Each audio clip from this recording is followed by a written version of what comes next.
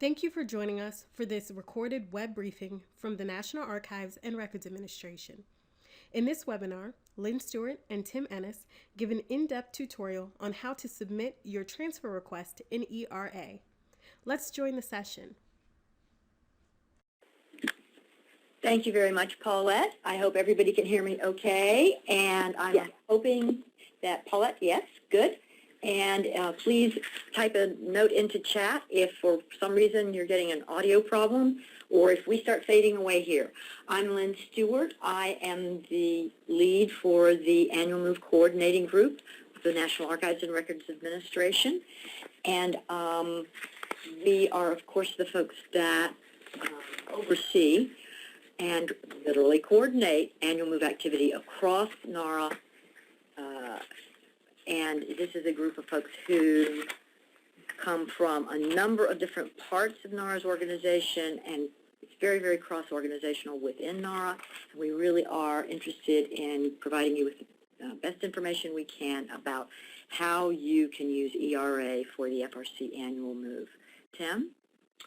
Good afternoon, everyone. My name is Tim Ennis. I supervise the textual accessioning section in the Washington, D.C. area, which includes accessioning into the Archives 1 and Archives 2 buildings in the D.C. area. And I am also a member of the cross-organizational team Lynn just described. Thank you, Tim. We really appreciate your participation today, as Paulette's already said, on this topic of using the electronic records archives to transfer your agency's permanent records that are stored in federal record centers to the legal custody of the National Archives.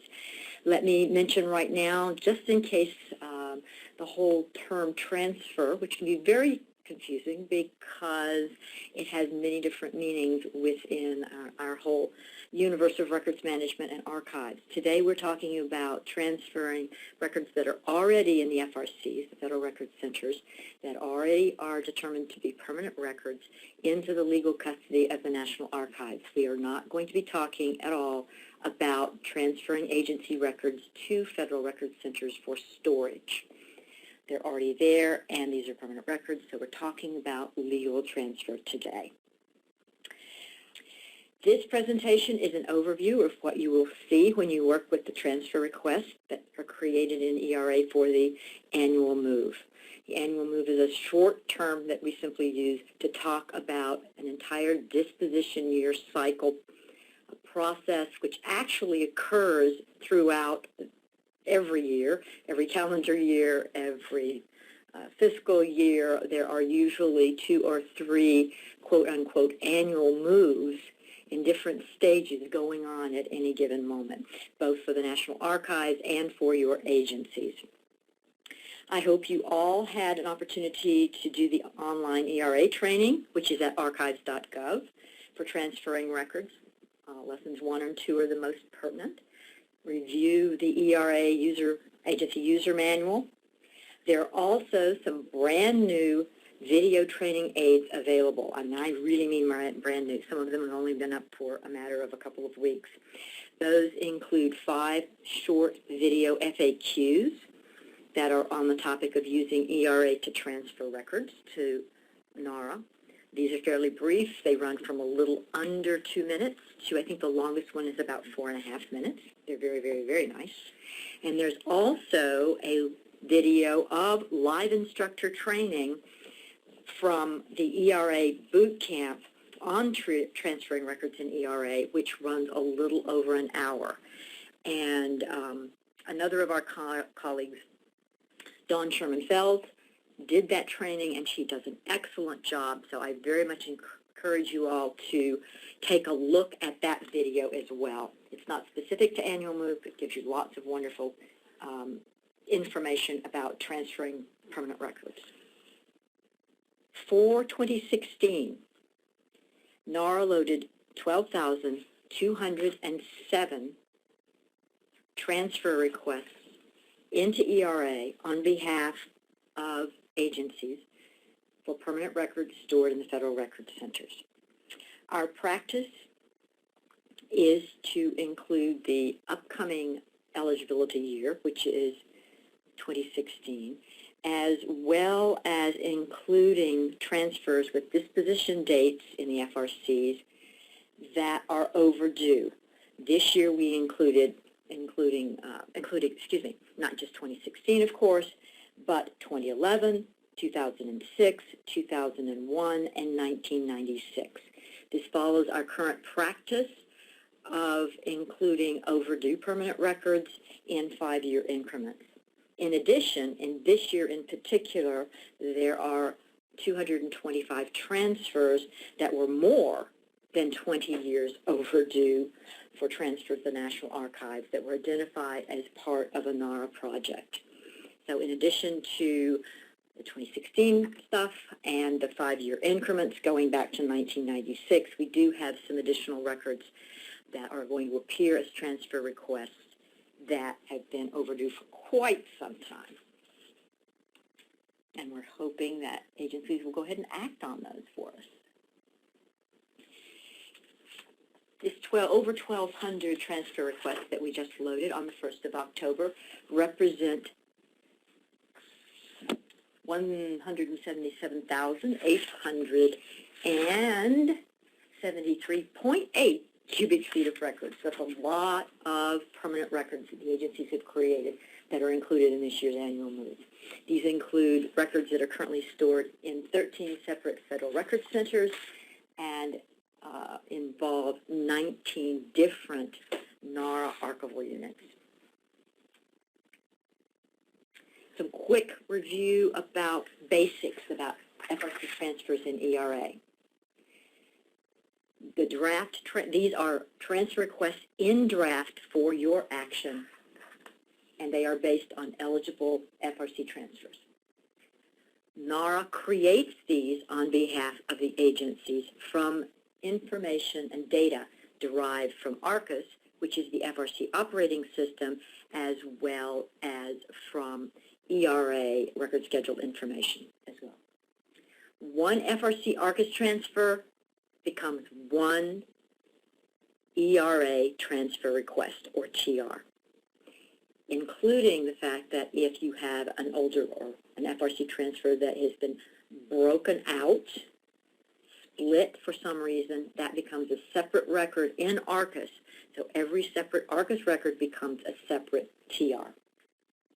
Agencies are responsible for reviewing, updating, and proposing those transfer requests to NARA. That's what we're going to be talking about today. We're going to literally do a field-by-field review of what you're going to see when you look at those draft TRs in ERA. If there is information which needs to be corrected, that information needs to be corrected in ERA, and the FRC, the pertinent FRC, does need to be notified. ERA will not provide automatic update information back to the FRCs. Every agency has already received advanced list of the candidate FRC transfers for 2016, which contain the pertinent ARCIS data, from which we derive the data we put into ERA. Here's a very simple and very, very high level, you want to call it that, that's probably exaggerating its sophistication. Many of you have already seen this, but this is a reminder of the basic sequence of how the process flows when you're doing an FRC annual transfer in ERA. First thing that happens in the red boxes, NARA creates a draft TR from ARCIS data and other ERA data in ERA for you. That piece we do on your behalf. Second and third steps belong to you and the agencies. You need to review, update the TR, then the transferring agency official, which is a basic role in transfer in ERA, submits that particular transfer request that's currently in a draft status to the agency approving official. So the transferring official in the agency needs to submit it to the agency approving official, and the agency approving official will take it from there. then the TR is moved from a status of submitted for agency approval to proposed. Submitted, proposed, basically the same thing, by your agency to the National Archives. By then, we're at box 4. NARA archival units receive these transfer requests. They review them, accept the proposed transfer, or reject it if sometimes there's information that needs to be added, or sometimes there's an error, or sometimes there's a problem with the records. And if it is rejected, then it goes back to draft with an explanation in the rejection comment field. If the transfer request that's been proposed to NARA is accepted, it removes from being proposed to being approved. At that point, the Federal Records Centers and the archival units work together to move the records. We're at box 5. That's a NARA action and FRC action combined with archival units. At that point, we're back to box 6. In blue, you'll see actions taken specifically by NARA archival units. NARA completes our own internal processes. We will accept physical custody if that's the appropriate thing to do, and accept legal custody at box 8. Once again, a reminder, 1 TR is going to be created for every FRC transfer record in ARCIS.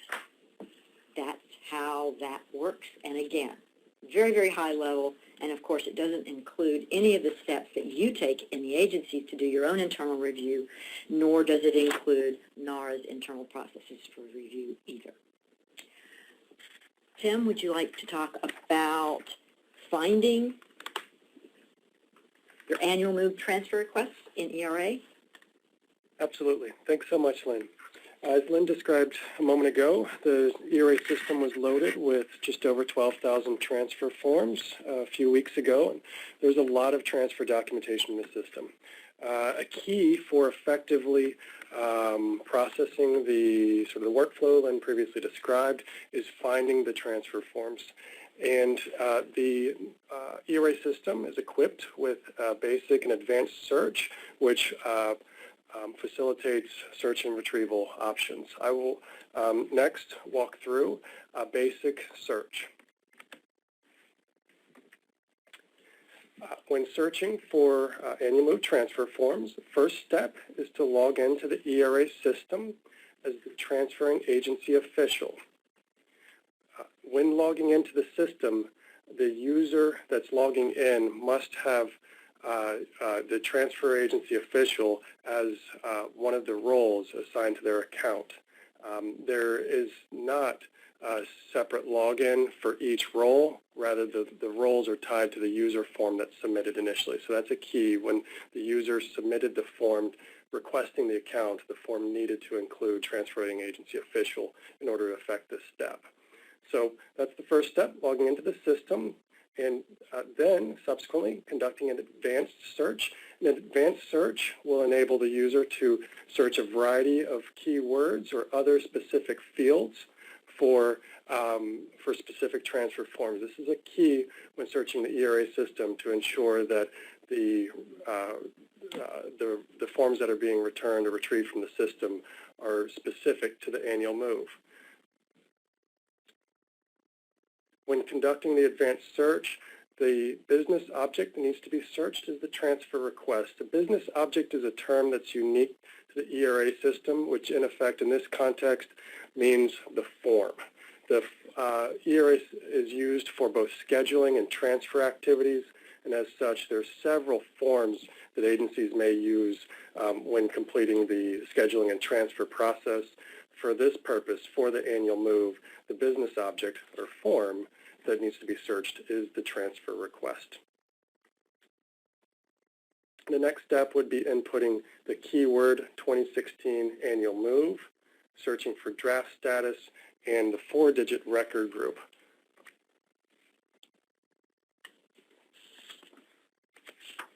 This is a screenshot of the advanced search screen I just described.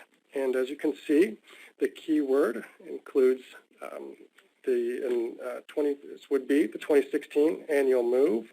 the record group, you can see the highlighted box on the right includes the different statuses. As Lynn previously noted, these forms are loaded into the ERA system in draft status. In narrowing the search in these key areas, this will help ensure that the results that are returned are the results for this year's annual move.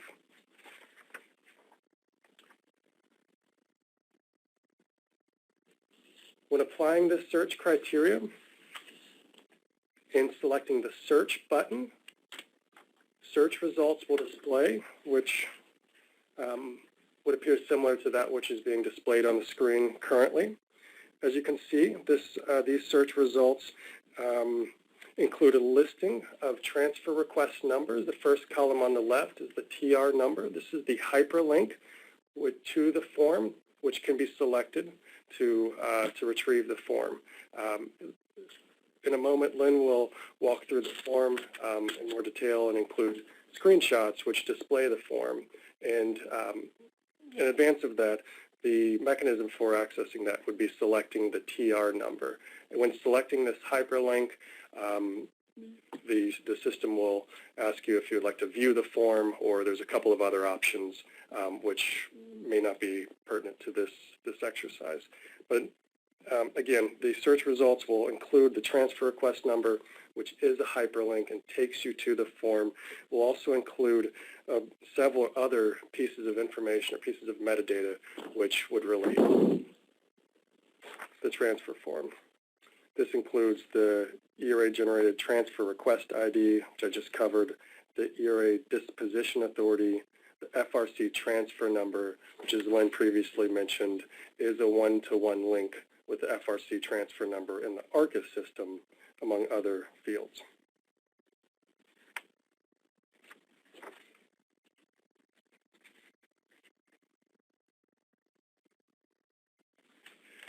One thing I would like to note, unless you have the role for your agency of transferring agency official, do not save the TRs in ERA. Opening the TR associated with that specific will associate that specific TR with the user's information in the Contact Information tab. And subsequently, later in this presentation, you will see the Contact Information tab. But I think an element to note now is opening each of these transfer requests, opening a transfer request that's searched on would auto-populate or generate contact information. When searching for transfer forms, in some instances, stratified billing from the ARCIS system is included in the transfer group description field. As highlighted here, you can see the stratified billing code for NASA transfer includes a caret with a coding subsequent to the caret, which can be used in some instances for customer agencies that have implemented stratified billing for further segregating transfer forms. This is an example of NASA charge code description for Goddard Space Flight Center. Now, once you have submitted a search for a specific criteria, once you've submitted a search for a specific search criteria, you can certainly view the list of transfer requests, and the ERA user interface is displayed here. As you can see, the user interface is set up to default to 10 forms per page. And in addition to that, you may also export the data from the ERA system to an Excel file format, and that action may be completed through either downloading a full search result or downloading brief search results. You'll see on the screen highlighted on the upper right corner is these two options.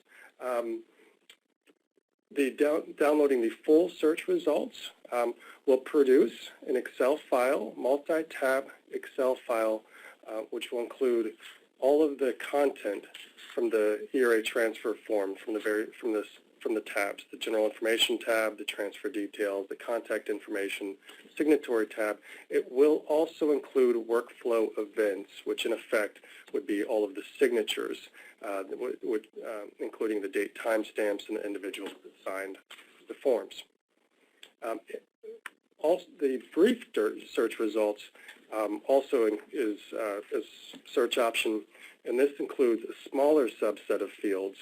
The brief download includes 44 fields, including status, ERA disposition authority, FRC transfer number, volume, inclusive date, records type, box numbers, transfer group description, access and use restrictions, and dates of the fields.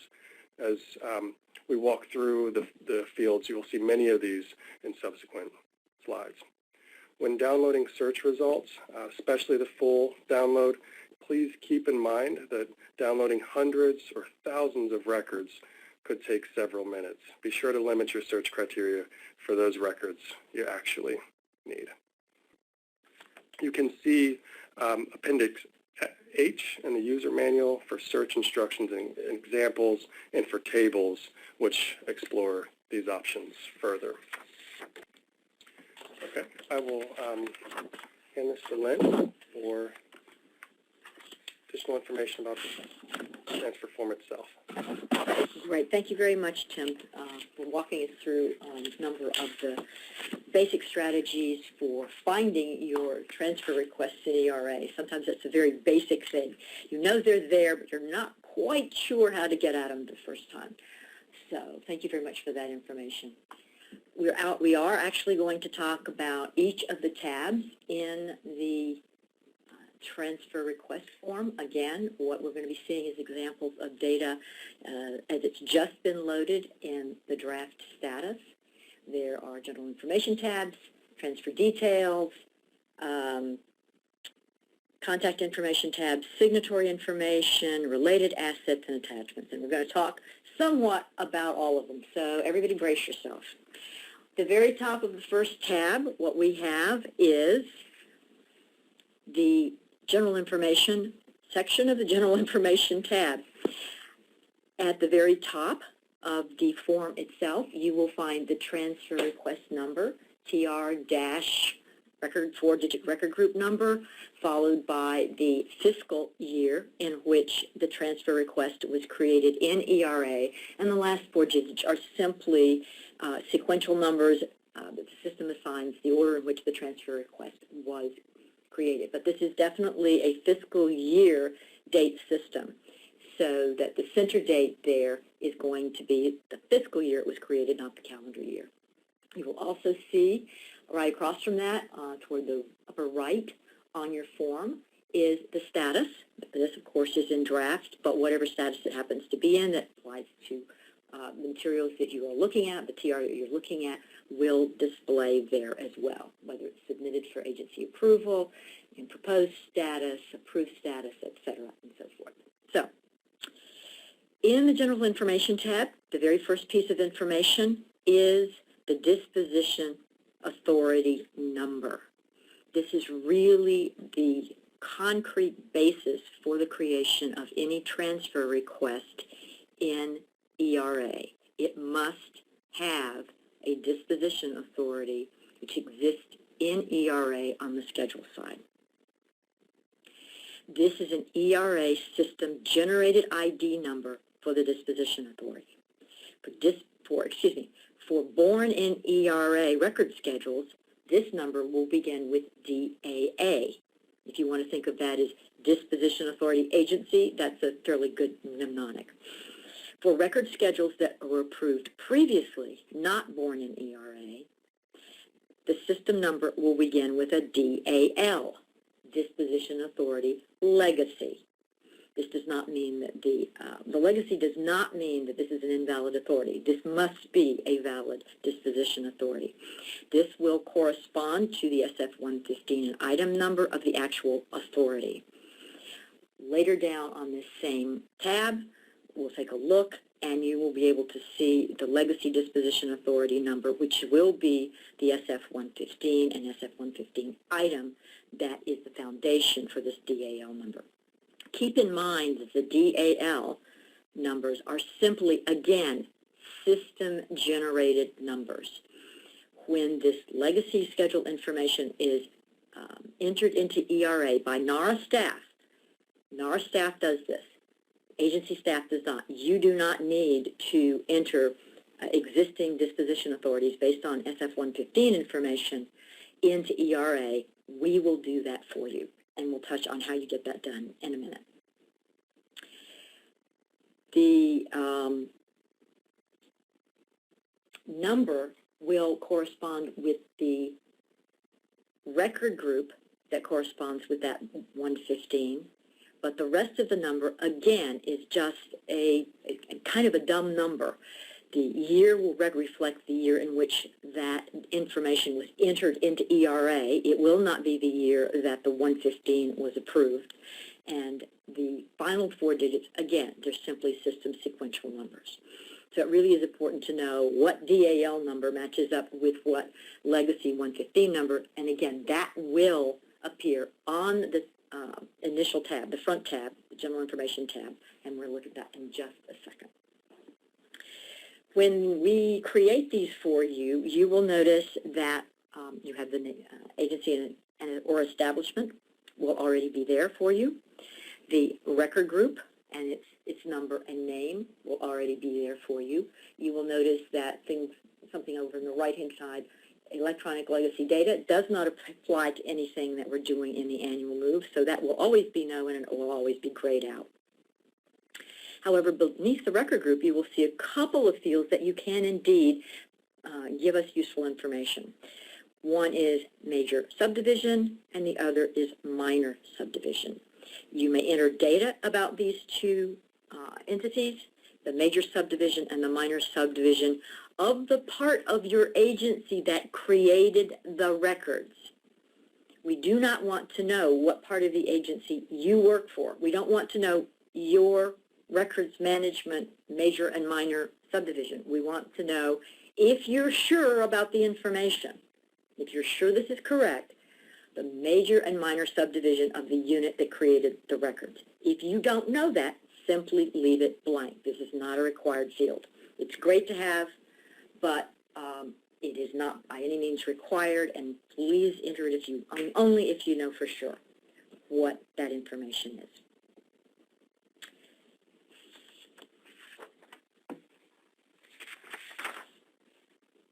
A little further down on the same tab, this is a long tab, like transfer details. Both general information and transfer details seem to go on forever. A little below the disposition authority information, a little above, is going to be the transfer group description. That's a really long and rather convoluted way of saying this is just a free text field that tells everybody, you, NARA, of what's in that group of records. What we have loaded into ERA on your behalf is the series description, the content of the series description field in ARCIS. And that varied over the decades from the old NARS 5 legacy data that dates back to the 1970s, and the more recent information from the ARCIS system for agencies that do take advantage of the Federal Records Center program's stratified billing system. The charge code description that you have provided that goes with your stratified billing charge codes will also be added into there.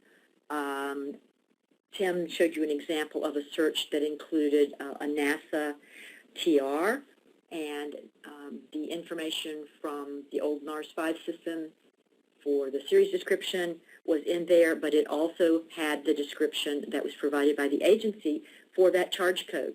So it also said Goddard Space Flight Center. So if somebody in your agency is looking for something and you're a stratified billing customer, you need to be familiar with what your charge code descriptions are, because you can search the text of those descriptions, and that will help you sort through your transfer requests. If you're a relatively small agency, this may not be an issue for you, but if you're a large agency, this can be a real lifesaver.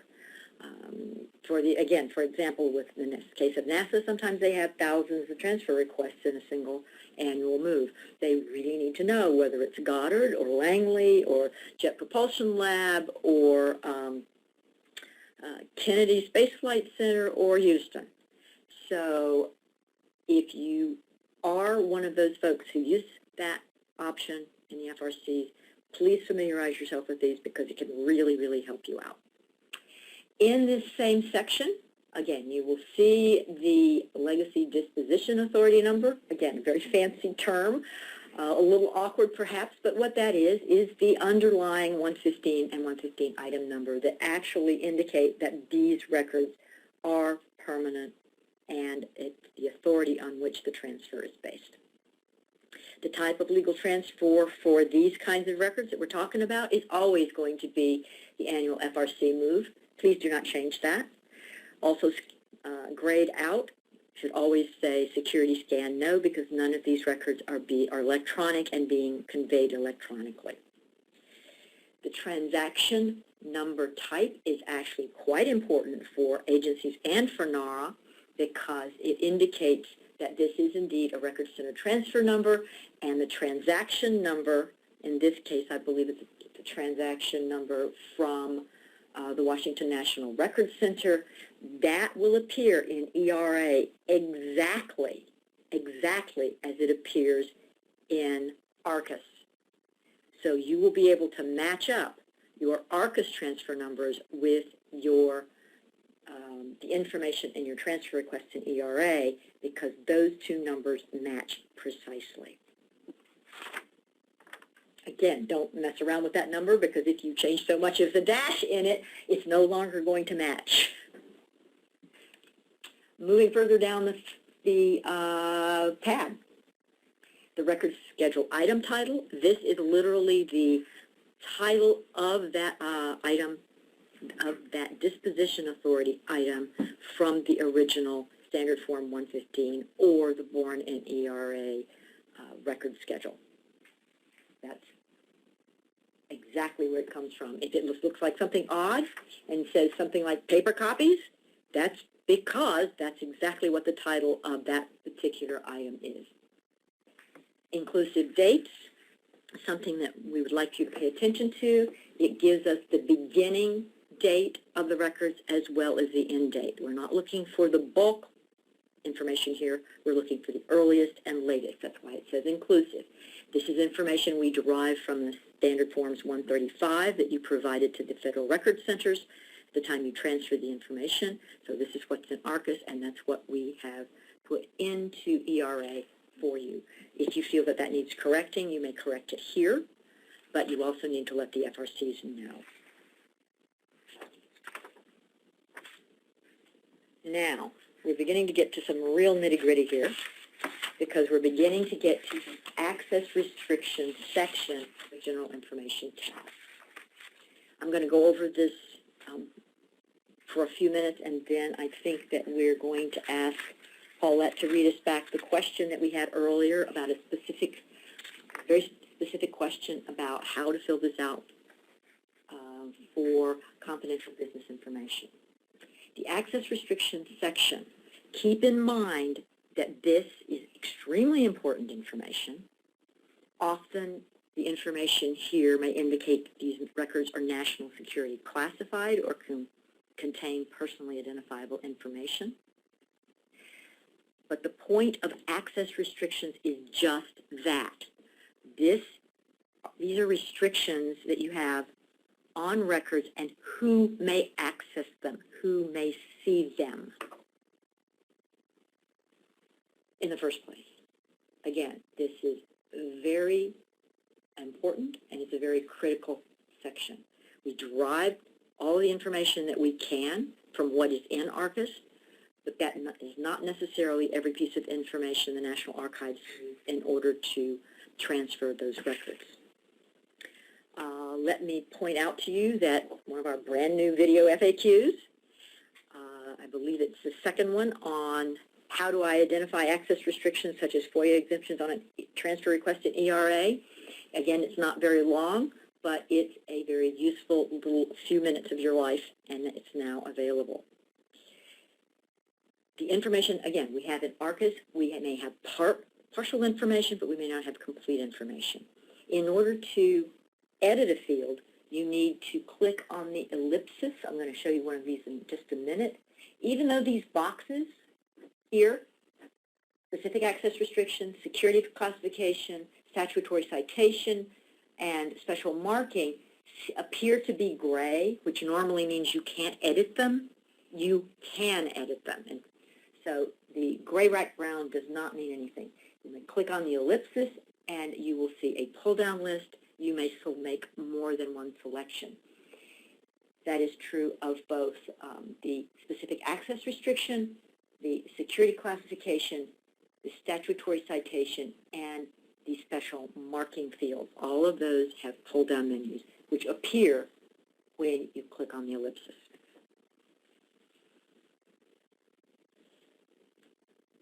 If at any point in any of those fields you choose Other, the access restriction note down here, which is a free text field, becomes required.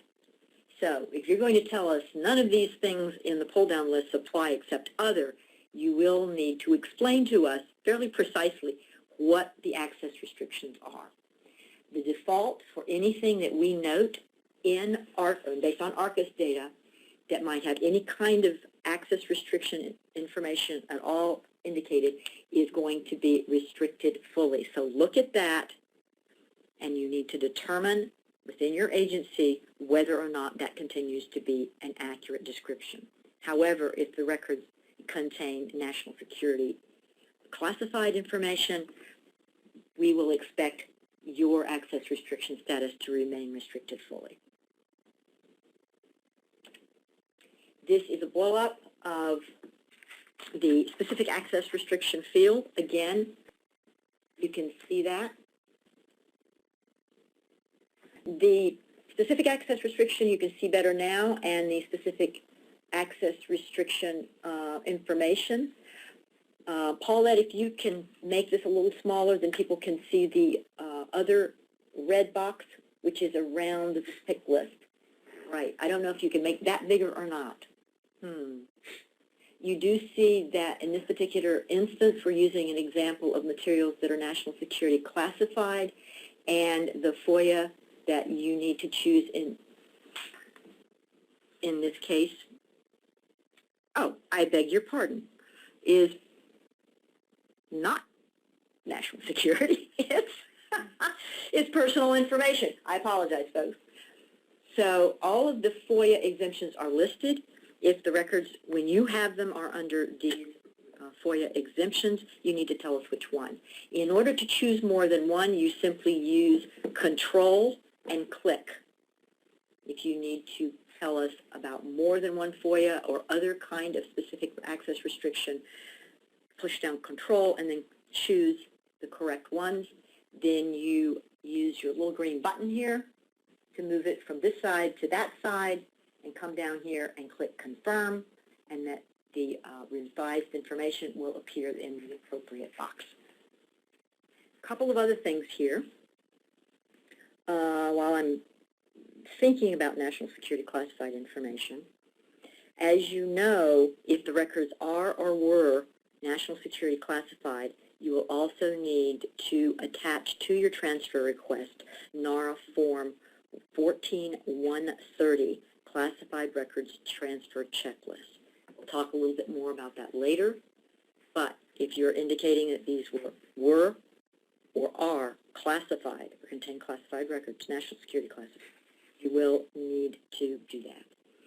Another important point, if the national security classification level that you are aware applies to the highest level in this group of records, if that, for instance, is top secret, and what we're displaying on the transfer request is secret, if what the real classification level of the records is higher than what we have on the transfer request, contact the Federal Records Center in which these records are stored immediately, because that means they do not have the information from you that they need in order to properly safeguard those records.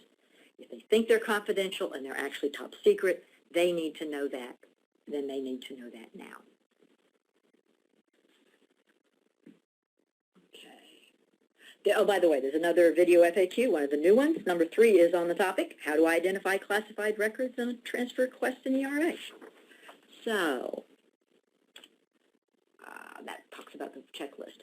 Let's take a second. Paula, can you read our question on business confidential information that we received right at the beginning of the webinar, please? So Anne asked, could you please address this question during the webinar? We have been advised that for confidential business information, we should select FOIA B4 option for access restriction. And we should select the unrestricted option for use restriction because if NARA receives a request for records, NARA would research the records and redact the CBI. Once redacted, the use of the records is unrestricted. My question is, how does NARA know which information in the records is CBI in order to redact it? I'm going to refer that question to Tim, who works with these records more intimately on this situation than I do. Thank you, Lynn. If I could provide a bit of context in applying access restrictions to transfer forms.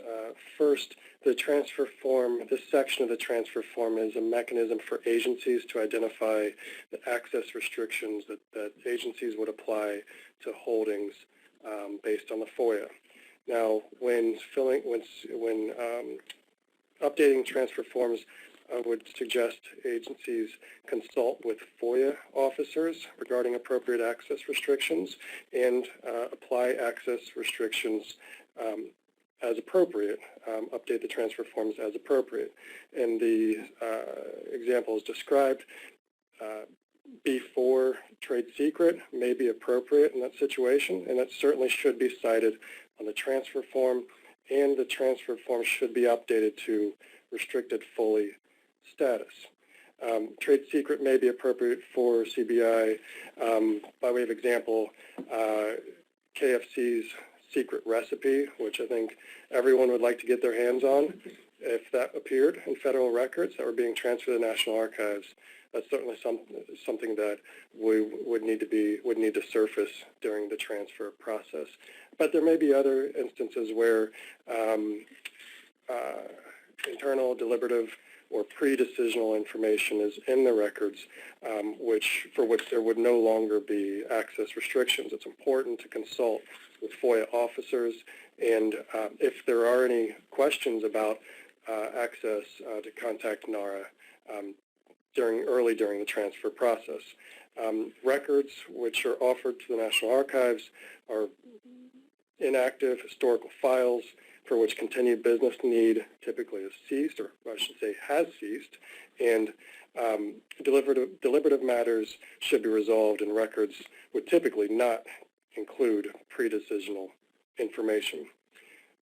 It's also important to note that NARA applies access decisions based on its access policies. So if there is an instance where there's specific content which the agency feels needs to be restricted once the records transfer to NARA's legal custody, it's important to note that in detail on the transfer documentation. And if there are any, if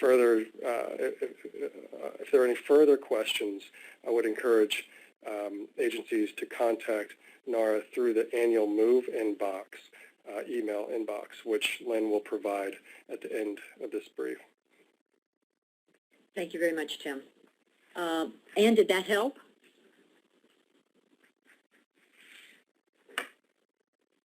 We're also very happy, as Tim said, we are going to give you the annual move mailbox address if you don't already have it. We've been using it for several years. Please, when you have detailed questions about that kind of thing, get in touch with us, and we will get back to you as soon as we can, and try to make sure that those questions are routed to the appropriate people in the National Archives. So we'll talk more about that later. Back in the whole classified records arena, I did want to mention again that the National Archives Form 14130 is a requirement now We do need to have that for classified or formerly classified records. It's readily available on the archives.gov website. The National Declassification Center is available to discuss that with you and how it's properly used.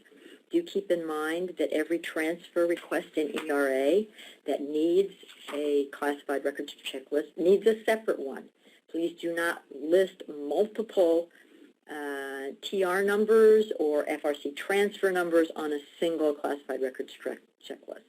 You need one checklist addressing one particular set of records transfer for each transfer request. This is just a quick screenshot of the top part of that particular checklist. It's a single page. It really requires that you add additional information, supporting information on it, but I don't know if you can see it at this range and this kind of display, but it literally has names of National Declassification Center staff and their phone numbers. So I encourage you to get in touch with either Don McElwain or David Mengel if you have questions about how to use this form, how to fill it out, and what your obligations are for declassification review. Next section on the Access Restrictions tab. Again, this is one of the most complicated pieces of the entire form, and it's some of the most, as I said repeatedly, most complicated and most important parts. If there is an indication in the ARCIS data that there is some Privacy Act information in the records, for whatever reason, perhaps that was noted on the 135 or something else may have triggered that piece of information. If that's in ARCIS, this information that we're loading into ERA will say Privacy Act notice number. It's a yes-no field. It will say yes. If that information is incorrect and there is no Privacy Act information or personal information in those records, you can change that back to no. However, if there is Privacy Act information, if these records are part of an agency system of records under the Privacy Act, you must use the three accompanying fields, the agency system number, I think that's sometimes called the SORN, the Federal Register volume, that's another field, and the Federal Register page number in which that Privacy Act System of Records notice was published in the Federal Register. You do not have to attach a copy of the notice itself.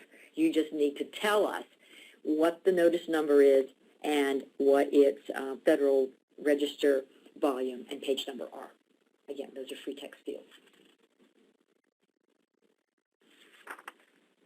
We have no information about specific Privacy Act specifics in ARCIS, so you're going to have to fill that out yourself. Okay, moving along to use restrictions. Now this is a little different from the old paper standard form 258 legal transfer forms. Virtually everything we talked about up till this point, the basic information was also required to be provided with the standard form 258 paper transfer forms. This is a little different. This is asking about use restrictions, not access, not who can see the records, but how the information or images perhaps, and often it is about images, may be used. There's nothing in ARCIS that gives us any data of any kind about any possible access restrictions. So you really need to know this about your own records, and you guys are the experts on your own records. Use restriction refers to things like copyright restrictions, donor restrictions, less applicable in the case of annual move records, but sometimes does come up. There may be trademark material, and there may be other restrictions on how the records may be reproduced by researchers. Not accessed by researchers, but reproduced. If you select anything other than unrestricted in the use restriction note, and you will see that the default we've provided you is undetermined because we don't know, then you are required to put some kind of a note into the use restriction note so that we know what the the use restriction, now I'm doing it, the use restriction is. One example of this would be copyrighted photographs. A number of us may have case files or other kinds of permanent records that contain photographs that were not taken by federal employees, so they're not in the public domain. These may remain the copyrighted property of the photographer, the non-federal photographer who took them in the first place. That means there will be restrictions probably on who may reproduce that particular photograph. Another example, and this is within the federal sort of realm, one of the few cases of this I know about, images of Smokey Bear are trademarked. I guess you could call it trademark. That's the closest thing I could come. They are protected from reproduction by act of Congress. They are legally restricted from reproduction by federal law. One of the very, very few cases I know of. The federal government has patents, the federal government has other kinds of things, but I know of almost no copyright or trademark things associated with the federal government, but this is one of them. Smokey Bear images cannot be reproduced by the public. So that's an example of what we're talking about when we talk about use restrictions. And considering the examples I just gave you, usually this is going to come up in the case of special media. Photographs, still photographs, moving images, sound perhaps, sound recordings, and maybe some other kinds. But it's also possible that you may have some of these kinds of materials included with what are primarily textual records. Okay, we're finally getting to the bottom of this tab. Last section is records type, and this is a general records type. I think there are only about 8 options here. In ARCIS, we have one field that tells us basically what kind of general records type we have, but it's not necessarily very descriptive. Often in ARCIS and in the previous NARS 5 system, the most vulnerable type of record in terms of conservation and preservation might be listed rather than the predominant media type. So if these are basically textual records, but you know there are tons of photographs in them, you may update this field as you would have some of the other fields above with the access restrictions. Again, you can simply click on the ellipsis, hold down Control, and either correct this or choose more than one option. And we do encourage you to do that if you know what the correct information for that is, or if you know if there are multiple general record types there. Now, we're finally to the bottom of the General Information tab. Paulette, do we want to pause to see if anybody has any chat questions at this point? While people are thinking about that or maybe typing into chat, let me just caution you, which is a very good way of proceeding when you're doing filling in internet forms of any kind, professionally or personally, you really want to save at the bottom of each tab. It's not a requirement by the system, but if you've reviewed a whole bunch of information, maybe tweaked some of it, you do not want to run the risk of losing it. So if you're working on this, you're the transferring official for your agency, this is what you're working on, you want to save this information, go ahead and save at the bottom of that tab. In the meantime, Paulette, do we have any chat questions? We do have a couple of chat questions I've been keeping an eye on. From Tommy Lee, he asked, are you talking about SORN, S-O-R-N, and I think you were on slide 17? Yes. When we're talking about Privacy Act, yes.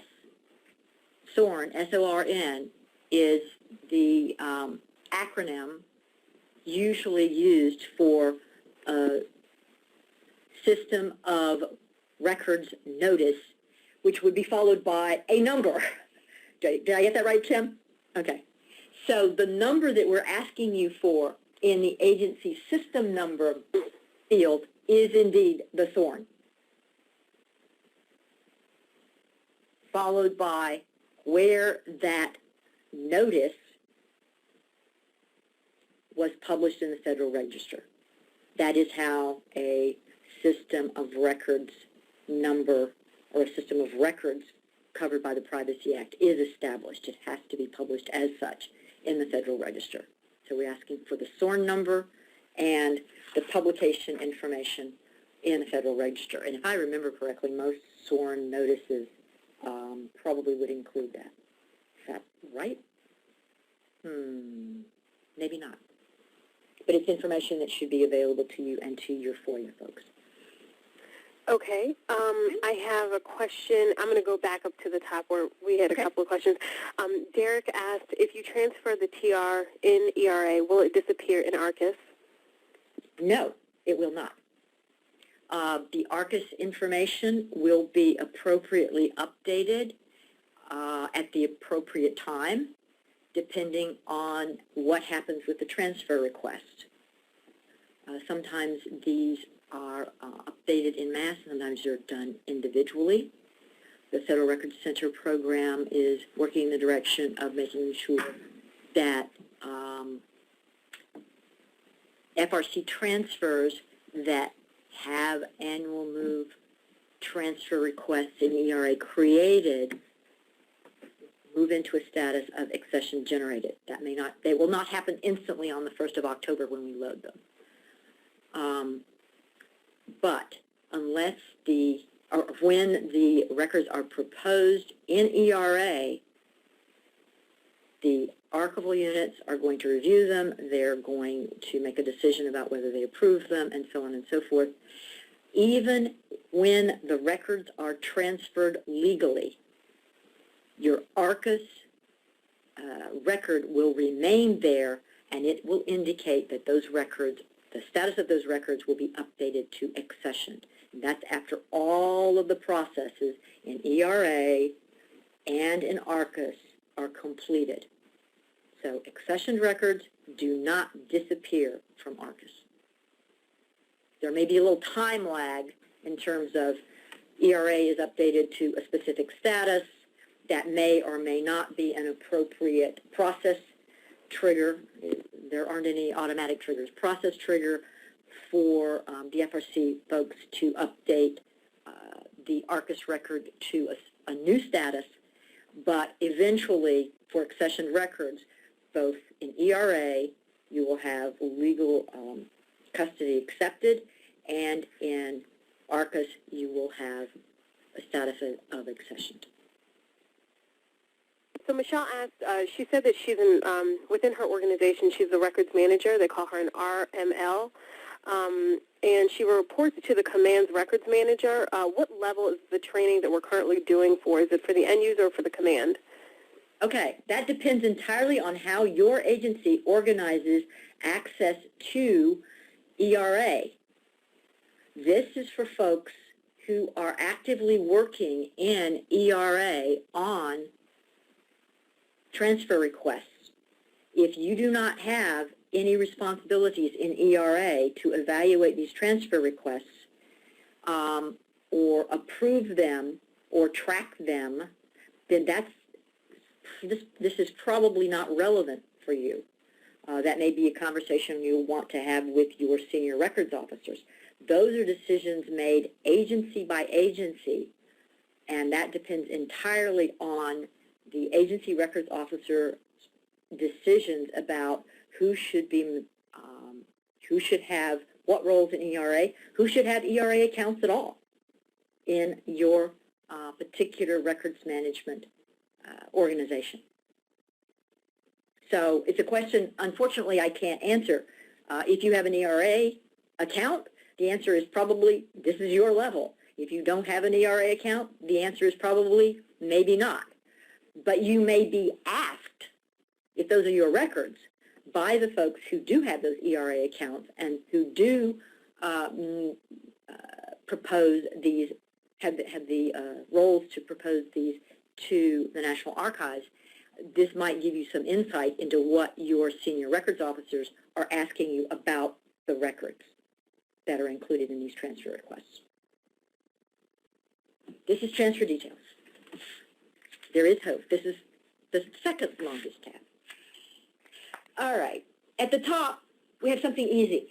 The very top section of the transfer details tab, the system simply repeats exactly what's in the transfer group description. You may have chosen in the previous tab where we've already loaded series description information from ARCUS and charge code description information if you're from ARCUS. If you are a stratified billing customer, we've already put that in there for you. If there is additional information about those records that you feel is important that you need to convey to the archives, that's the place to put it. That's a big field. It's a free text field. If there's a limit to how big it is, I don't suggest you try to put War and Peace in it. I don't know what it is. It's a pretty big field. All this does is repeat what has been saved or what appears in the transfer group description on the previous tab. So that you don't have to worry about, except you may notice at the top, it may need a little editing. You can do it. You can't edit it on this tab. On the General Information tab, you can. Underneath, there is a date field called Cutoff. It is redundant. You can ignore it. Please ignore it. Do not go to any trouble for this field. If I could make it magically disappear from the TR today, then I would do that. But unfortunately, I do not have those magic powers. The next date field, just to the right of it, the transfer group disposition date, is important. These are the dates that we are using to determine which transfers in ARCUS are going to go into that particular annual move. It's all based on the disposition date in ARCUS. The vast majority of these will be eligible for legal transfer on the 1st of January of 2016 in this particular load, in the 2016 load. It is perfectly fine. We loaded them on the 1st of October for you. Many of those won't actually be eligible until the 1st of January in the coming calendar year. That's all. That's okay. You can go ahead and propose them. The archival units can evaluate them. They can move forward to approve them. No records are actually going to be moved before the 1st of January. So that actually 3-month or more space, since all the agencies had kind of early candidate lists already, to decide whether or not all the information is correct and whether you're in position to propose this or not. So don't worry about the fact that that is 3 months in the future or 2 months in the future when you're reviewing this. Now, if it's 5 years in the future, you need to get in touch with us because something has gone wrong. Also displayed on this are current physical location of records and the destination physical location of records. It's an awfully complicated way of simply saying, what federal records center are they sitting in now, and what archival unit are they supposed to be going to? Okay? We do ask that you do not change this information unless you have specific information that transfer XYZ has been moved from the Federal Records Center in Lenexa to the Federal Records Center in Seattle. And even then, we don't want you to change it. You need to be in touch with us or the FRCs involved. Please don't change this information. We know where the records are at the time we've created the TRs, and we have already made a determination which we may tweak as time goes on, as we know more about the records, about what archival unit they are destined for. So let us work with those.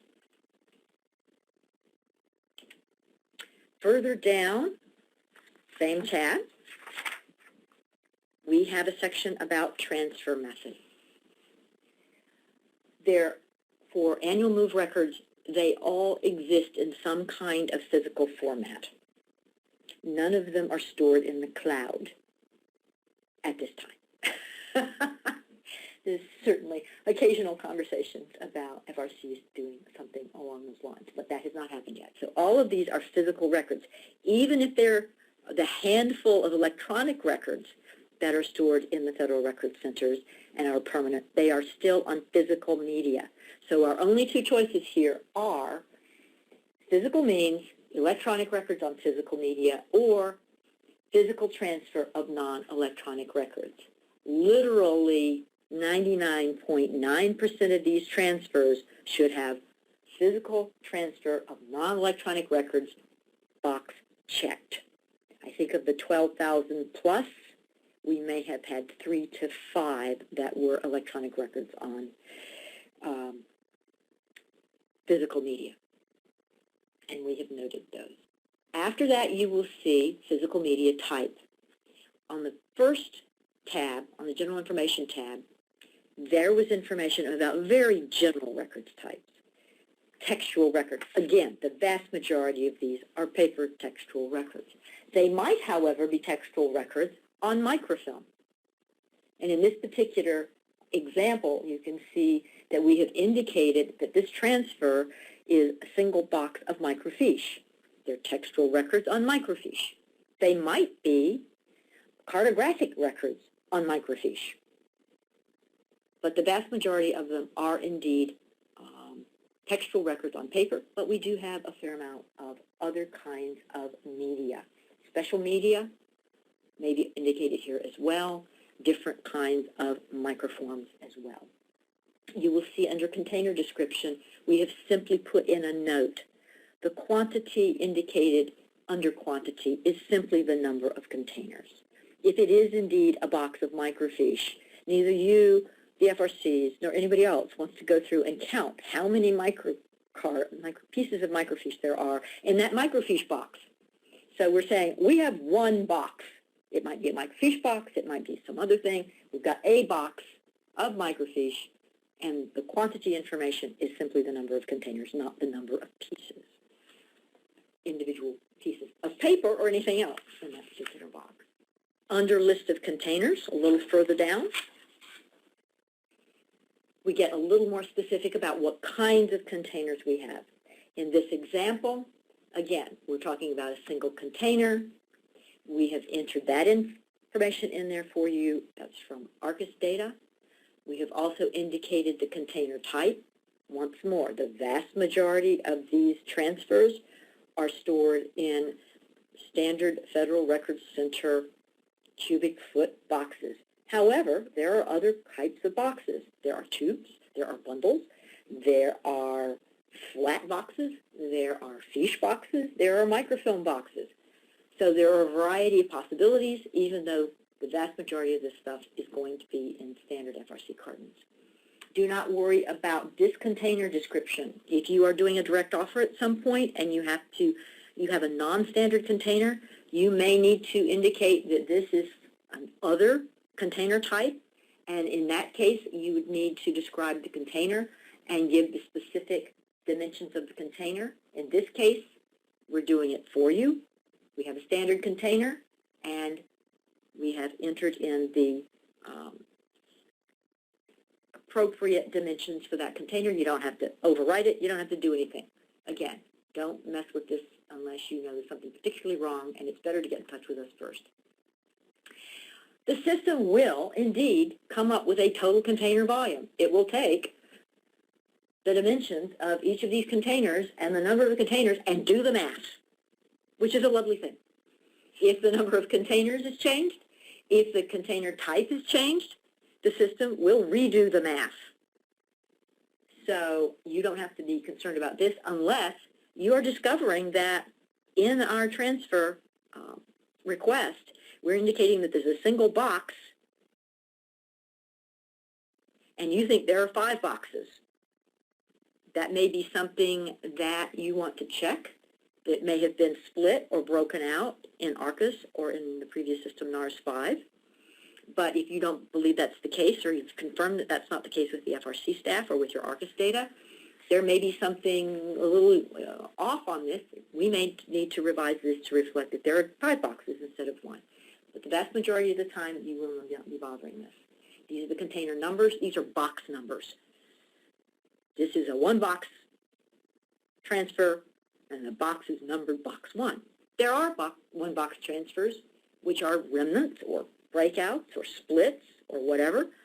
The single box number may be box 5 or 27 or 115. Okay? And now you are at the bottom of the second long and painful tab. Once more, I recommend that before you go to the next tab, please save. Contact information tab is fairly simple. One of the things that Tim mentioned earlier about this, the transferring agency official is usually the first person, or a person with that role, is usually the first user to open these transfer requests.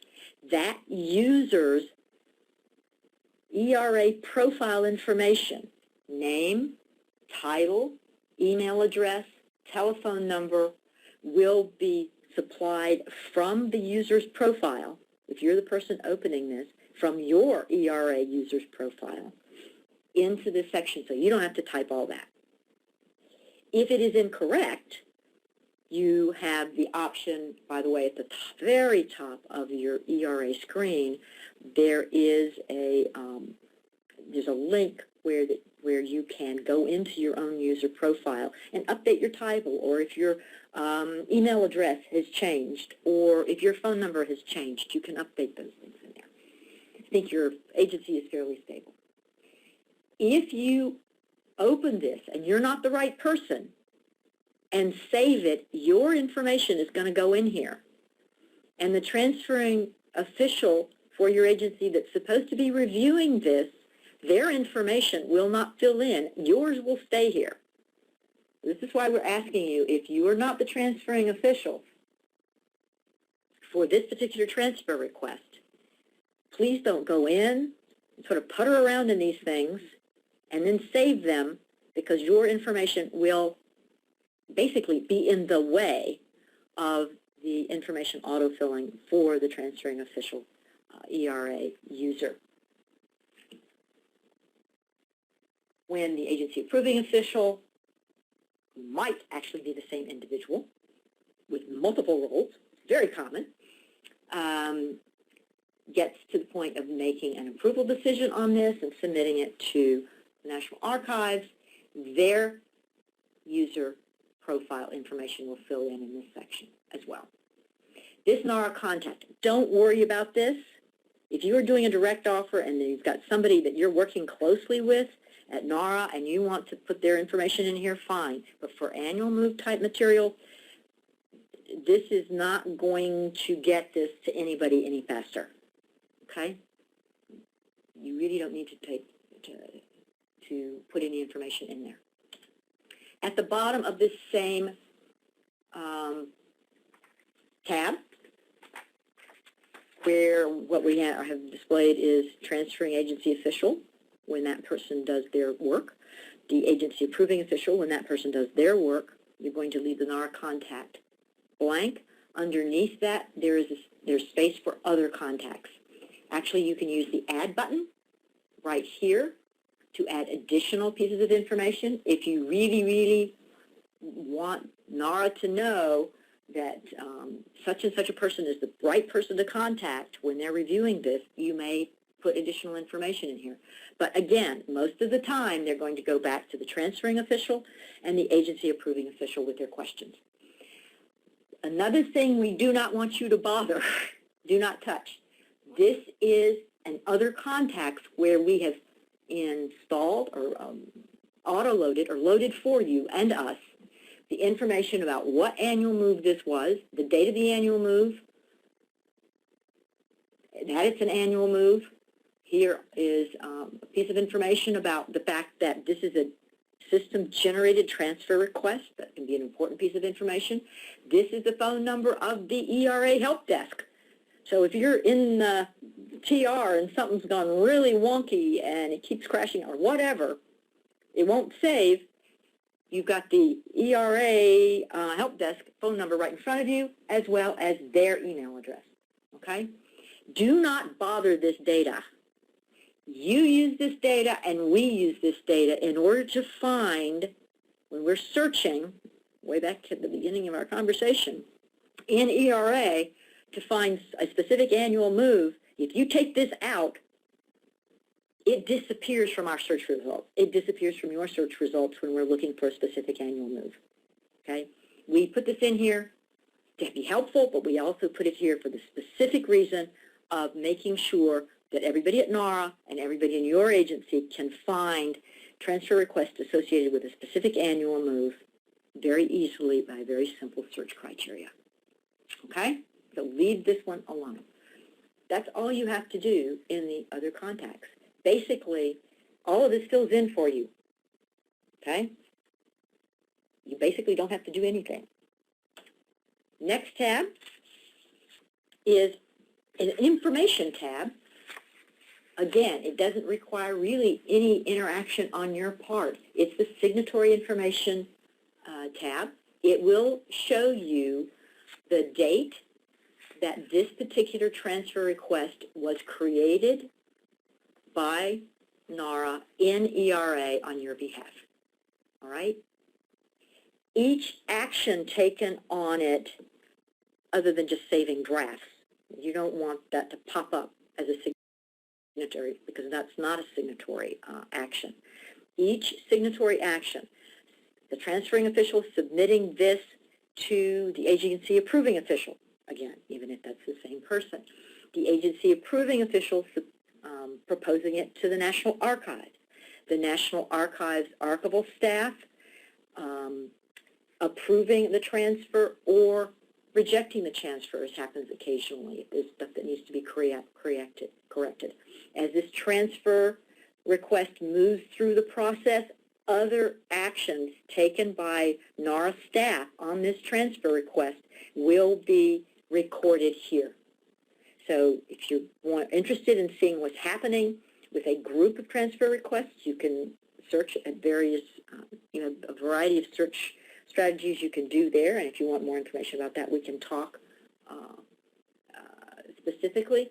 But this is going to show you for a specific TR all of the actual actions, other than saving drafts, that were taken on this transfer request. Okay? Again, nothing you have to do to that piece. The next tab is related assets. At the point at which this transfer request is proposed to the National Archives, I believe that's the point at which it happens, the related disposition authority, ERA disposition authority, will be listed here.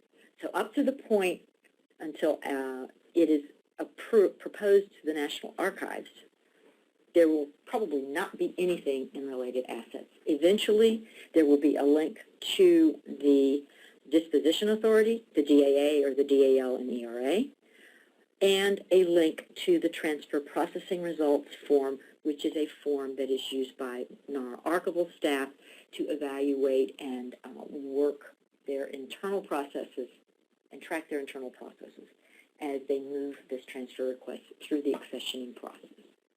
So don't expect to see anything in a draft, anything submitted for agency action, or anything prior to the time that it's proposed to the National Archives in this tab. The final tab, attachments. You may use this attachments tab for additional documentation. As I mentioned earlier, you don't have to put a copy of the SORN, the Privacy Act notice itself. If you really want to, nobody's going to prevent you from doing it, but it's not required. The other thing that is not necessary for you to do, especially if you are in the D.C. area, the standard forms 135 and the accompanying box lists for permanent records that are that your agency has submitted to the Federal Record Centers, that information will be passed from the FRCs to the archival units without you having to do anything. That will be taken care of for you, so you don't need to go looking for box lists or anything like that for transfers that are coming from the FRCs to the archival unit. There may be a few exceptions to that. Once in a while, the archival units may come back to you and say, we do need a little bit of additional information on this, and we'll ask you for that. But by and large, if you are a non-U.S. court, federal agency, you do not need to attach a box list. Whoa, one more thing about this attachment business. You literally, can use the browse button to go into your own PC, attach whatever you need to attach. The thing that you do need to attach, if these are classified or formerly classified records, is the NA Form 14130, the Classified Records Checklist. That is a requirement that you attach to the transfer request, each transfer request, which is indicated to have classified records in it. And when you browse, you choose, you attach, then you need to come down to that little red button. Well, it's not. It's circled in red here, boxed in red, and click refresh. And that will pull the names of the files that you have attached up into the file description box. You do need to click refresh once you've made your attachments so that you can see them here. Unfortunately, you will not be able to open them again from this particular point. So do be careful that you are attaching the correct item. The vast majority of federal agencies who are not U.S. courts are not required to attach a box list to a transfer request if it's coming from a federal records center. U.S. courts are kind of a special case in this matter because by and large they have not been submitting box lists in the past. But the documentation that the FRCs already have is going to be provided to the archival units without any intervention or special effort on the part of the agencies. If there is something that the archival unit needs in addition to that, they will contact the agency. TRs from the FRC already have generally, and he put that in parentheses. Are we talking about, we're probably talking about the documentation, the standard forms 135, and the box lists that have been required to be submitted to the federal record centers with the 135s for permanent records since 1991. Beginning in 1991, agencies were required to provide a folder title list to the federal record centers when they retired for storage, permanent records for storage to the federal record centers, along with the standard form 135, which is a transmittal form. Those pieces of documentation are what's going to be sent from the FRCs or provided or moved. Documentation will come from the FRCs and the archival units will receive it. If, for some reason, that does not answer all the questions that the archival unit needs to have answered about the contents, box lists, et cetera, so on and so forth, the archival unit should get back to the agency. I'm going to hand it back over to Tim. We've managed to get through all 6 tabs of the transfer request itself, primarily concerned with updating and validating and making sure the information is correct on the first 2 tabs, general information and transfer details, and that for classified records checklist has been attached. And if all of those things are all good, Sam, what happens next? Okay, thanks, Lynn. So at this point, once the transfer form has been reviewed and updated, it may now be submitted to the next stage in the process. Now, it's important to note that in submitting transfer forms to NARA, there is a 2-submit process, sort of a dual submit process. The forms will first be submitted to an agency approving official and then second be submitted to the National Archives. So it's important to bear in mind when submitting transfer forms to NARA, there's a two-submit process. So as I described this, if forms are submitted through to just the first submit, they may not have reached NARA, and I will point this out again momentarily. So in order to submit form, there is a pick list at the top of the screen, which can be updated to select submit. The pick list should be updated to submit, and the Go button needs to be selected. In doing this, the transfer request is submitted for approval to the agency approving official. Again, this is an internal submit within your agency, not a submit to the National Archives. As Lynn noted previously, it's important to save the transfer request periodically to ensure your information saves, and I would encourage individuals to save the transfer request before submitting to the next stage. It's also important to note that this step in the process does need to happen individually for each form that's being submitted through to the next stage of the process, eventually submitted to the National Archives.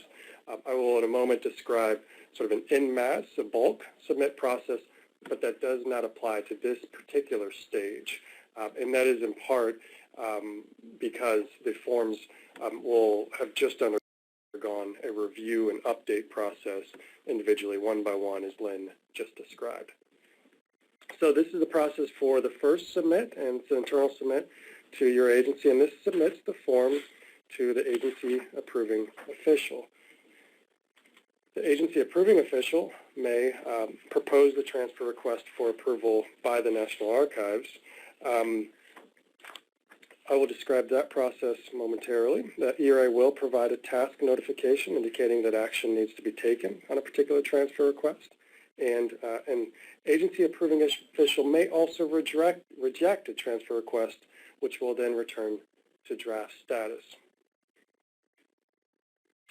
Agency approving officials may have the transferring agency official role, and that is sort of scenario we see in many agencies, whereby the individual that has the role for submitting forms to NARA also has the role for submitting forms to draft status. If that is the case, this two-submit process that I'm describing still does need to occur.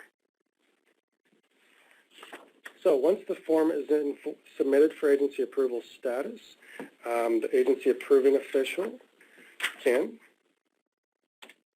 search for the form using the search screen, advanced search screen that was described earlier, and the process is very similar.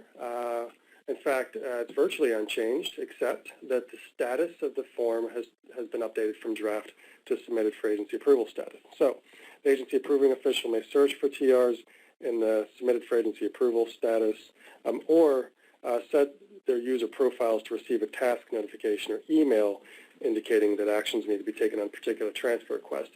System-generated notifications are an option for agency users. However, that may be something that would facilitate and help workflow in certain situations, but I would also caution that there are instances where the high volume of transfer requests, as Lynn described earlier, there are some agencies with hundreds or thousands of transfer forms. The high volume may result in system notifications automatically generated by email, which may actually flood your inbox. So that's something to keep in mind and consider case by case. It may be a system-generated notification can be a great resource, a great benefit for your agency. It may also be something that you would like to turn off. It really depends on your internal records management structure, and it would depend on the agency. So once the form is, once the agency approving official searches for the forms which are in submitted for agency approval status. A list of forms in that status will populate, just as described earlier, for forms that were searched in draft status. And the agency approving official may select the form, can at that point review the form. Many of the fields that were editable while the form was in draft status are now sort of locked and no longer editable. At that point, once the form is reviewed, the form may be submitted to the National Archives through the same process just described, going to the pick list, highlighted in red, selecting the submit or reject, if appropriate, for returning the form to draft status and returning the form to the transferring official that was working with it. But if submitting to NARA, selecting the submit button and go. At that point, the terms of agreement will appear on the screen, and this is the terms of agreement that were applied to the SF-258. This is one of the elements from the SF-258 which remains virtually unchanged. There was a few copy-added elements updating SF-258 to transfer requests, things like that. But otherwise, the terms of agreement and function and purpose remains unchanged from the SF-258. And that box appears on the screen. Next step would be to review the terms of agreement, select the checkbox, click Continue, and then Go.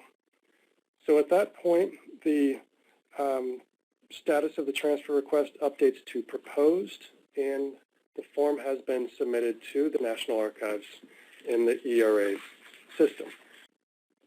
In addition to, or as an alternative to submitting for the agency approving official to submit each of the transfer forms sort of one by one, another option which may be utilized really for any transfer activity, but may be especially helpful in workflow management for the annual move because of the sheer number of transfer forms that are going through the process on a cyclical basis. Another option the agency approving official may utilize is what we refer to as the single action multiple object function, SAMO function. So basically what that means is that the agency approving official may elect to submit to NARA multiple transfer forms through an expedited process. And in effect, the agency approving official can search for multiple forms that are in that submitted for agency approval status, apply a filter to the forms that are ready for transfer to the National Archives, and then through a few keystrokes, submit all of those forms to NARA at the same time. Now, I mentioned earlier that when searching for transfer forms, one option is downloading transfer form information via a full download search results and also a brief search results. That is something that I would encourage individuals to utilize at this point if they're considering a single action multiple object and en masse submission, because that would provide a spreadsheet of the transfer form content for each of the data elements, each of the fields that Lynn just went through, and would provide that in Excel for review purposes as an alternative to opening up each of the transfer forms individually, one by one. Now, if this sort of en masse bulk process is utilized, there is, to my knowledge, not any limit on the number of forms that can be submitted using this process. We've in the past seen scenarios where hundreds of forms have been processed through the next step in the ERA system using this process. So again, when searching for transfer forms and submitted for agency approval status, you'll see on the screen there is a filter which needs to be applied to submitted for agency approval status. And then from there, the user, the agency approving official, would select either specific transfer forms, which are ready for transfer to NARA, select all transfer forms, and that's all transfer forms in the search results, even if there are 10 pages of search results and they're not displayed on the screen.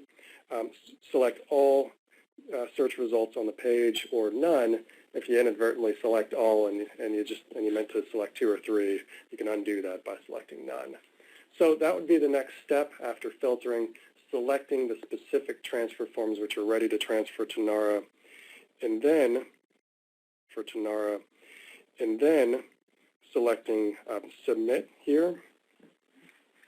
Go, reviewing the terms of agreement checkbox, or rather reviewing the terms of agreement and selecting the checkbox which was displayed on the screen a moment ago, clicking continue and go. And that terms of agreement in this case would, that terms of agreement box would show up once, would appear once on the screen rather than for each of the forms they're under.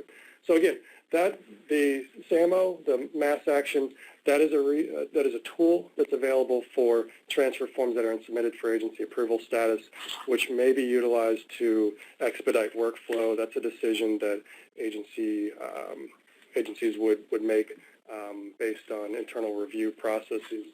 But it is something that's available should there be an interest in utilizing it. I would caution, though, that it is an en-masse option, and so reviewing transfer form by transfer form review is needed. It may not be appropriate for your agency. Similarly, if a review of content is needed, utilizing those full download and brief download options, exporting information to Excel can provide some level of review where appropriate. So at that point, the transfer forms have gone through that 2 submit process, the first submit from draft to submitted for agency approval, and then the second submit from submitted for agency approval status to proposed status. And at that point, the transfer forms and the records have been offered to the National Archives, and NARA's archival units will take the next step in reviewing transfer documentation, making approval decisions, and continuing to work through the sequence of events Lynn touched on at the start of the presentation. I will hand it back to Lynn for an update on a recent NARA bulletin. Okay. Before I talk about the relatively new NARA bulletin, I guess it's about a year or so now, I do want to remind you, since we're on the topic of finishing up on the topic of proposing, submitting transfer requests to NARA archival unit for review, is to remind you about the appropriate dates. Virtually everything we send you has these dates on it, so I thought I'd throw them into the mix. Keep in mind that for transfer requests that you wish to approve, you wish to propose to the National Archives for legal transfer, those need to be submitted to NARA for their consideration by the archival units by the 1st of December. So if you have transfer requests in the 2016 load that we just did on the 1st of October, those need to be proposed to NARA archival units by the 1st of December. In order for those to be considered in time for movement in the winter quarter, and by that I mean the January through March quarter, okay? You can submit those transfer requests after that, obviously. There is, I think, for every archival unit and FRC in the country, at least one subsequent move in the DC area. It's usually in the summer, and in order to make that deadline, you have to propose to the National Archives those transfer requests by the 1st of June in order for them to be considered for the summer move, quote unquote, which will occur in the January through September quarter. In other parts of the country, and especially in areas where the Record Center and the archival units are co-located in the same building. There may be interim, quote-unquote, moves between those two time frames, but certainly in the D.C. area, this is a massive logistical undertaking as well as an intellectual one. So we do indeed need for you to submit those by the 1st of December in order for them to be considered for movement during the winter quarter by the 1st of June in order for them to be considered for the summer move in July, September, October. Now, we do have a relatively new NAR Bulletin. It's been out for over a year. This is NAR Bulletin 2014-05, Guidance on NAR Created Transfer Requests. This has been discussed at bridge meetings and NAR bulletins, and all of the information we've been discussing on the annual move basically in the last year or so is to remind folks that this is indeed NAR policy. This bulletin established an expiration date for NARA-created ERA transfer requests. These are the ones created by the National Archives on behalf of agencies, either as part of the bulk loads that we do each October for the annual move. They may have been created by NARA staff as a courtesy at various times, and it would even include very early ERA pilot transfer requests for our pilot agencies from way back. We were creating transfer requests on behalf of agencies as early as 2008, 2009. So it would include those two. All of these NAR-created transfer requests expire 15 months after their date of creation if they have not yet been submitted to NARA. This would include any transfer request in draft or submitted for agency approval statuses if they had never been proposed to the National Archives. Okay? For example, the 2016 transfer requests we loaded on the 1st of October this year, a couple weeks ago, 3 weeks ago now, I guess, maybe? No, not even that long. We took 2.5 weeks. Will expire at the beginning of calendar year 2017, which means they'll be 15 months old on the 1st of January in 2017, not fiscal year 17, calendar year 17. We are in the process of refining our technical approach to deleting old expired transfer requests over the number of years that we have been piloting and then actively using for quite some time now. ERA to legally transfer records to the National Archives. There are a number of unproposed drafts sloshing around, basically, in ERA. There are thousands of them, and we are looking to remove those from the system to make your work easier, our work easier as well. So we're looking forward to getting that accomplished, getting the older stuff out of there, out of your way, so that when you're doing your processing and looking at your workflow for current materials, then you will have not have to contend with expired, outdated transfer requests, which probably contain material that is also outdated. The older a transfer request becomes, the less likely it is that the data, the information on it, is still accurate. So this is sort of a cleanup job that's on our list for the next few weeks for the oldest ones, but this will be happening on a regular basis in future years. So keep in mind, you basically have 15 months to decide whether a particular set of transfer requests that were created on X date are going to be submitted by you to the National Archives. So, this is contact information. We've had a number of really good questions. Sounds to me that there are a number of people who have some fairly complex concerns, or maybe very specific concerns. If you have specific concerns or questions, either of the kind that you all have been asking, we really like that. but also about a specific transfer request, a specific FRC transfer, et cetera, we are encouraging you strongly to use the annual move mailbox. This has been extremely successful for us. It's annual.move@nara.gov. A number of people on the annual move coordinating group monitor that mailbox. It is much better than trying to send it to an individual who may be on leave, may have gone to another agency, et cetera, and so forth.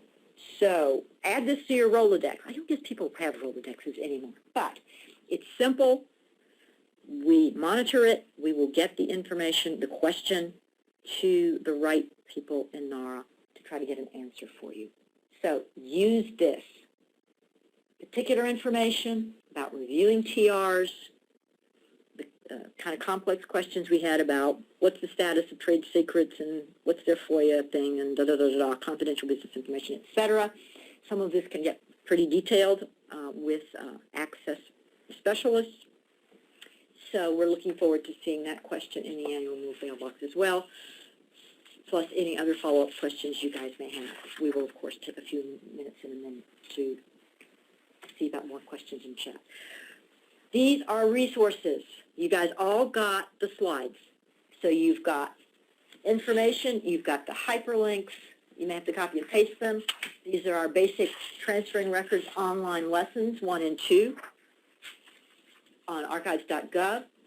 2 new sets of videos, the transferring records ERA video FAQs. I've mentioned 2 or 3 of them. I've already mentioned the approximately hour-long live boot camp that is now available on YouTube. And, of course, there's the ERA Agency User's Guide. It may look formidable, but it's easy to search. It's also full of links. There is one really good chapter that's not that long on transferring records. I think there's a page and a half on annual move specifically. It's worth your time to go and look at that and read the 20 to 25 pages in large type with screenshots on transferring records and using the annual move or transferring records within the annual move. So don't be intimidated by the user manual. Use it. This is more information either on YouTube or, of course, there are links from it from archives.gov as well. On archives.gov, there is specific guidance and policy for accessioning records, legal transfer, to the National Archives in the Washington, D.C. area. That's the link there. That also has links, subsections on that page, that web page, for transferring textual records, electronic records, and special media records. A lot of your questions can be answered right there. There are a number of things on NARA's YouTube channel that address such issues of an explanation of frozen and legal holds as they pertain to permanent records. There's one that talks about the classified records transfer checklist, which was done for us a while back, not that long ago, by a member of the National Declassification staff who is an expert in these areas. There is a YouTube on video, you want to call it, for webinars, on folder title lists. There's also one on access restrictions, the importance and impact of access restrictions on the transfer of permanent records to NARA. So use all of these resources, folks. More resources. Once more, the ERA homepage is at archives.gov, records management /ERA. That's where you're going to find all of the stuff, links to all of the stuff, the manual, the work aids, the online training, user tips, ERA basics, links to the YouTube videos, the new videos, etc. In addition, if you are new to ERA, here's more information. There's the link for getting started with ERA. Once more, the ERA Help Desk telephone number and their email address.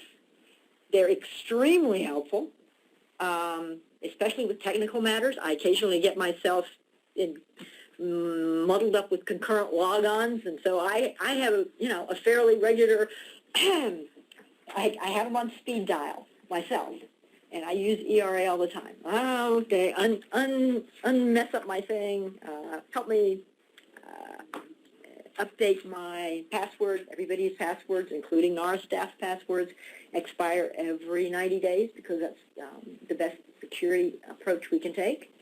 And you may also contact Kathy Westfelt, who is the ERA user adoption lead for the National Archives currently, and that is her email address. You may have a strong relationship with your appraisal archivist or your accessioning archivist, and if you do, they are also available for you to contact with questions. But once more, if you've got annual move questions, specific ones, general ones, email us at annual.move@nara.gov. We hope that you found this video useful. For more information about the National Archives and Records Administration or questions about ERA, visit us at www.archives.gov.